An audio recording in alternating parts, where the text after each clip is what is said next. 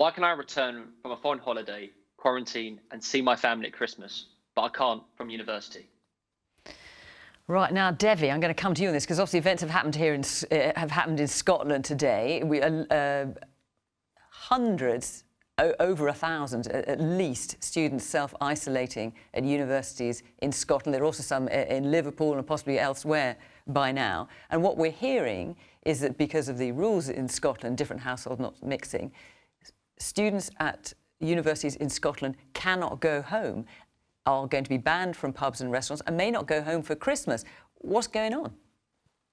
Well, I can only speak to the scientific advice and kind of the perspective from public health, which is that we've seen this scenario play out in the United States over the past 6 to 8 weeks. A lot of students come back, movement of people across the country or even across the world into cramped kind of student living, which means it's very hard to keep separate with shared bathrooms, shared kitchens. And then adding on top of that, you have an age group who wants to socialize, who wants to be around each other and are least likely to comply with rules, which they feel are most restrictive on them, but least beneficial. And I guess, Devi, let me ask you then, as a global public health expert, do you think, given how quickly this has happened, I mean, Scottish universities have been back more or less for a fortnight now, do you think they should have come back at all?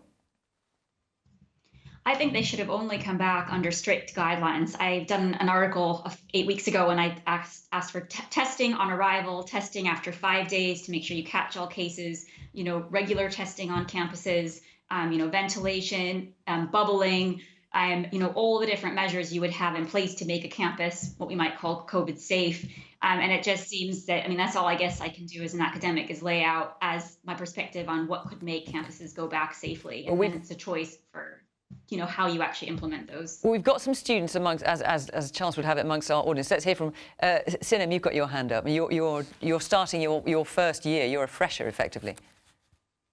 I am, yes. And I'd just like to say, young people like myself are being blamed for the second spike in COVID-19. And hearing, for example, Matt Hancock's condescending comment on, and I quote, "Don't kill your grandma by catching coronavirus and passing it on," is very frustrating because the youth has been instructed to eat out to help out. We've been told to go back to school, and that is exactly what we've done.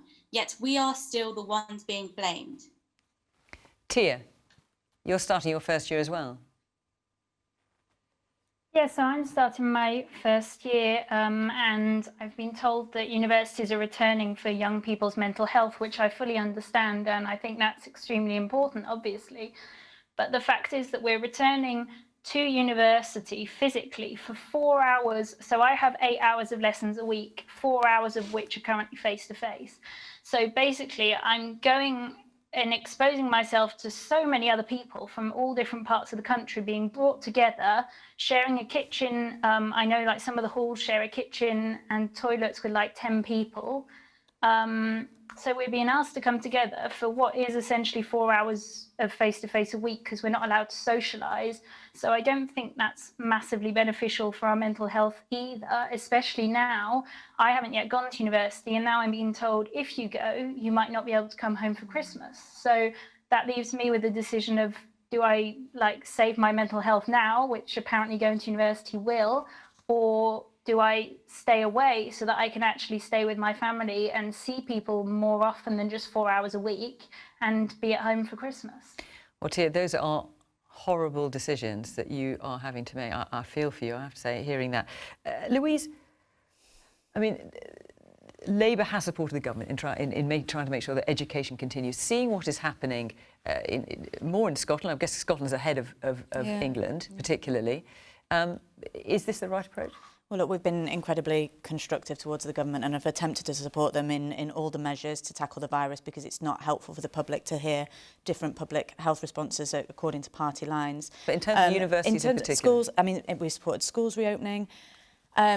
We want to see students going back to university, but again, with millions of students moving across the country, it was always going to be there was always going to be an increased demand for testing.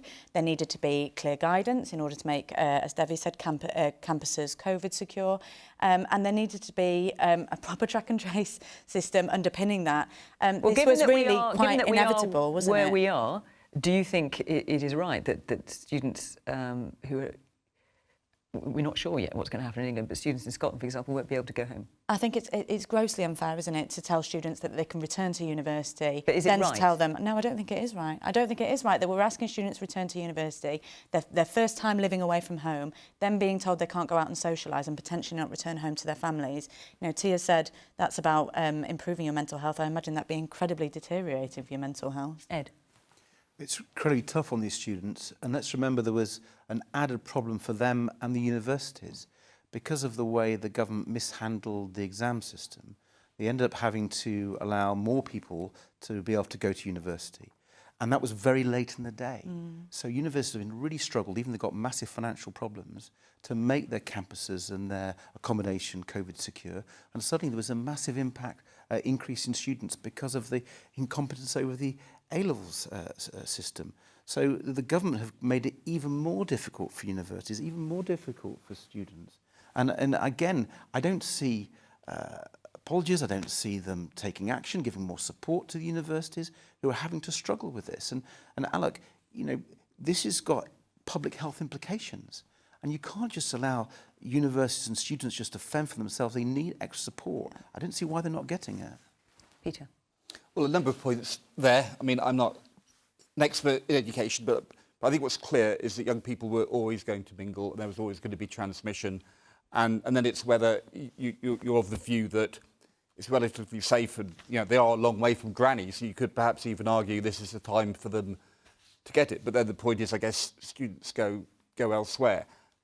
I guess I needed there to be a plan, and I think schools have the problem as well. I got a letter today from an email, sorry, from a guy who sits on the parents, you know, he's a board of governors, and he was making the point that he's got teachers kind of having to do COVID cleans and putting all the measures in, and they're really struggling to stay on top and to deliver teaching at home for the kids that can't come in. And they need more resources. So, you know, I was able to pay for extra cleaning and extra measures because I'm a business. And I think maybe it might help if the government can look at how they can support to work out the right protocol and to provide some extra funding for schools and if need be universities to help them deliver a kind of safe environment. So, Alok, what's the plan then? If we see repeat, I mean, there's already been an outbreak in Liverpool, I think 87 cases. If we see in England what's happening in Scotland, I say we're just a couple of weeks behind, what's the plan? Well, look, I think the first thing I happily acknowledge that it has been a tough time for young people. I have two daughters who are university age, and it has been a very tough time for them. But going back to this point about making sure that you know, students are, if they're able to go to university, younger children to be able to be in school, I think that's really important for their mental health being, and I think it's really important in terms of their development. We are working with the university sector to ensure that they have the advice in terms of keeping premises safe. And going back to this point, can you see a situation happening in England as is happening in Scotland, where university students are not allowed to go home? Well, not allowed to go to the pub. I hope we really don't get to that, but that does require. But is that in your planning at the moment? That's well, what I'm asking. we've always said that, and we've said this right from the start of this pandemic, is that we keep all options on the table and under review. But the point now is that we want people to follow the rules and the guidance that we put in place now, and if we're able to do that, we will be able to get this under control, and we will come out the other side. I mean, you were a fresher once, Alok. I was. I mean, you remember what that was ago. like.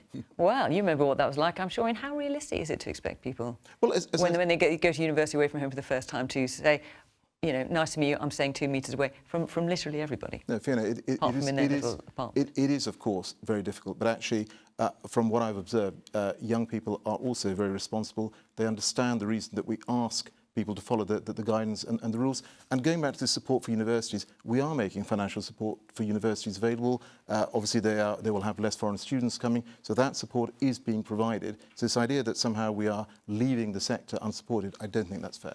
Alex, you asked the question. What do you think about what you've heard?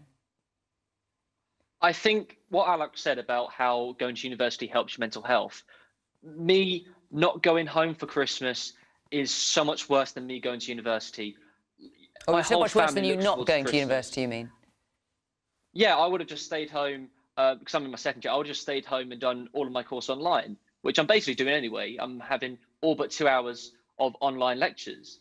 And I would have just stayed home and had Christmas with my family, because I'm my mum's only son. My dad has cancer this year, and they've had such a difficult year. And now for them to know, considering in the Sage Minutes on the 1st September, they knew the risk of high education infection, for them just to say now, oh, there's a chance you will miss Christmas after all they have been through, it's just unacceptable.